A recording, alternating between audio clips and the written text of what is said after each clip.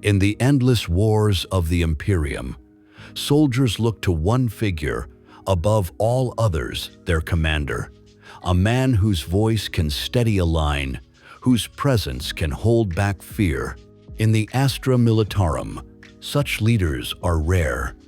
But when one rises, he becomes a legend. Today, we paint Lord Marshal Drelr, a general whose name is carved into the annals of Imperial history. Welcome back to Brush and Blood, where Warhammer meets the real world. As I paint each miniature, we'll uncover the echoes it shares with history, famous leaders, conspiracies, and even stories from movies and anime. And before we dive in, quick disclaimer. Brush and Blood is not affiliated with Games Workshop. All Warhammer names, lore, and imagery are their property. This is fan content made purely for fun and storytelling. Now, let's bring Lord Marshal Drelr to life, exploring his lore, the burden of command, and how real-world leaders from Alexander the Great to Eisenhower shaped battles the same way. Who is Lord Marshal Drelr? The rank of Lord Marshal is the highest command in the Astra Militarum, equal to a planetary governor in authority when war comes. Drelr is remembered for his command during the defense of Foros Prime, where he united fractured regiments and turned back an orc Waaagh that should have broken the planet. He's often described as the kind of commander who didn't lead from bunkers but from the front lines, inspiring troops by sharing their risks. Here are some fun facts about Lord Marshals and Drelr in particular. The title of Lord Marshal is so rare that in some entire sectors, only one or two have ever borne it. Drelr was famous for leading inspections personally, walking the trenches, talking to soldiers, and even sharing rations. His sword, the Emperor's Oath, is rumored to be a relic from the Macharian Crusade. Some say it once belonged to Lord Solar Macharius himself. Administratum records show Drelr received multiple censure orders for insubordination because he often put the needs of his troops ahead of bureaucracy. In Imperial propaganda, he's often shown carrying a banner of the Aquila, but eyewitnesses describe him carrying no banner at all, just his battered greatcoat lined with purity seals. Guardsmen under his command spread a saying, "Drelr stands with us." It became an unofficial battle cry across the Foros sector. Real-world parallels. Generals who defined war's Drelr echoes the great commanders of our world. Think of Alexander the Great, leading from the front, fighting alongside his men. Or Julius Caesar, whose presence alone steadied legions in crisis. Even in modern times, leaders like Dwight D. Eisenhower in World War II, a man who didn't just give orders but unified entire coalitions under one command. Like Drelr, these men turned armies into more than soldiers. They turned them into believers. Pop culture parallels, Lord Marshal Drelr, also reminds me of the leaders and stories who carry the weight of impossible battles. In Attack on Titan, Commander Erwin Smith leads the scouts in their desperate charge against the Beast Titan. Everyone knew it was suicide, but Erwin rode at the front, his courage buying time for victory. In World War II, at the Battle of Bastogne, General Anthony McCulloch faced German demands to surrender. His reply was one word: nuts. That defiance became a rallying cry. And at Helm's Deep in the Lord of the Rings, Theoden King rides out with his men in what seems like certain death. His courage breaks the tide and inspires hope. That's the kind of leader Lord Marshal Drelr represents. The one who stands tallest when the night is darkest. Lore Vignette, the defense of Foros Prime. When Gorsmaw descended on Foros Prime, the Imperial Guard fractured. Regiments from different worlds argued, morale broke, and the orcs pushed deep into Hive cities. Lord Marshal Drelr took command. He walked the lines, spoke to the soldiers, and stood where the fighting was thickest. His voice cut through despair. "Hold, the Emperor watches." When the orcs breached the walls, Drelr led the counterattack himself, greatcoat torn, blade burning with faith. Inspired, the guard rallied. What should have been a rout became a victory. Foros Prime was saved, and Drelr's name became a rallying cry across the sector. The Siege of Karkath's Gate.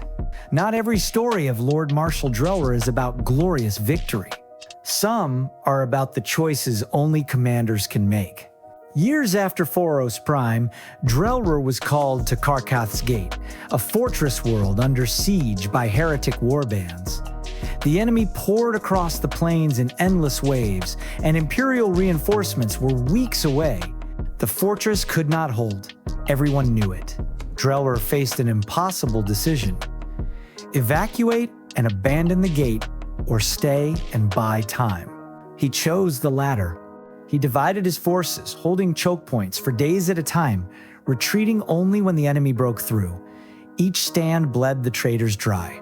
On the final night, with the walls collapsing and shells pounding the courtyard, Drelr stood with the last defenders. His command vox was filled with only 3 words: "Stand with me." The survivors swore they saw him fighting until the last barricade fell. When relief forces finally arrived, they found the traitors shattered, their momentum broken. Karkath's Gate still stood. Drelr did not, but his sacrifice delayed the heretics long enough for the Imperium to reclaim the sector. To this day, guardsmen carve his words, "Stand with me," onto their flak armor before battle. The Battle of Wake Island. In December of 1941, just after the attack on Pearl Harbor, a tiny garrison of U.S. Marines and civilian contractors defended the remote outpost of Wake Island against overwhelming Japanese forces. They were outnumbered, outgunned, and cut off from reinforcements. For 2 weeks they held out, repelling repeated landings and even sinking Japanese ships with their coastal guns. Every man knew help was not coming, but they kept fighting to buy time, to slow the enemy advance across the Pacific. When Wake finally fell, the defenders had inflicted staggering losses on their attackers, proving that even a doomed stand could change the course of a campaign. Like Drelr at Karkath's Gate, the Marines of Wake Island showed that courage, in the face of certain defeat, can become its own kind of victory, a victory of time, morale, and legacy. Psychology of command. Command is more than strategy. It's psychology. Troops fight harder when they believe their leader stands with them. Psychologists call it leadership contagion. Morale flows from the top down. A cowardly officer breeds fear. A fearless one breeds hope. We see this in fiction too. In Attack on Titan, Commander Erwin Smith led the scouts in their suicidal charge against the Beast Titan. Every soldier knew they were riding to their deaths, but Erwin didn't just order them forward. He rode with them, shouting above the cannon fire, turning fear into defiance. The soldiers charged because he charged. That's leadership contagion. His presence made them believe their deaths had meaning, and that belief bought humanity its only chance. Lord Marshal Drelr inspired the Guard the same way. In the face of orcs crashing through the walls of Foros Prime, he didn't hide behind command posts. He fought in the mud, blade raised, and his soldiers stood because he stood. That's the psychology of command. Courage so powerful it becomes a weapon of its own. You can have the best weapons in the galaxy, but without leadership, an army collapses. So why do soldiers follow commanders like Lord Marshal Drelr, even when the odds are impossible? Authority and obedience. Psychologists like Milgram showed that people will follow authority figures even against their own instincts. In war, that obedience can be deadly, but also essential. Without it, no army stands. Shared identity. Soldiers don't just fight for survival, they fight for each other. When a commander represents that shared bond, his orders feel like the will of the group, not just his own. Charisma and trust. Drelr's voice could rally exhausted troops. Studies show that belief in a leader's confidence can improve morale, even when the situation is hopeless, meaning in sacrifice. Commander Erwin in Attack on Titan led his men in a doomed charge, not for survival, but for meaning. Soldiers followed because his leadership gave their deaths purpose.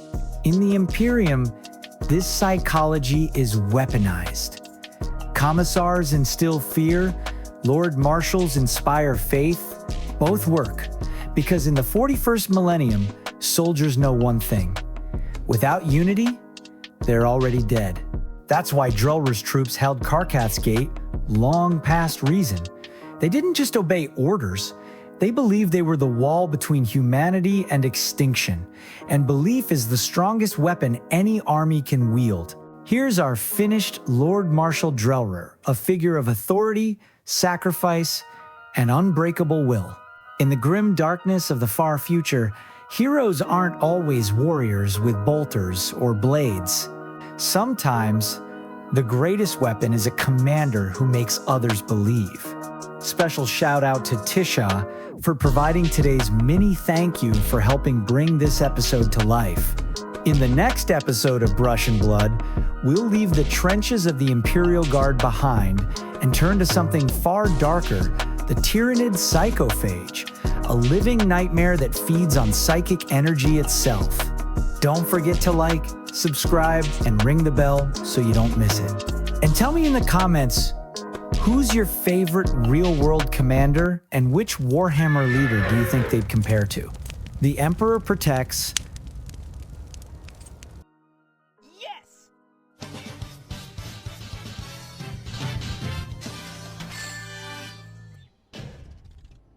Not too bad.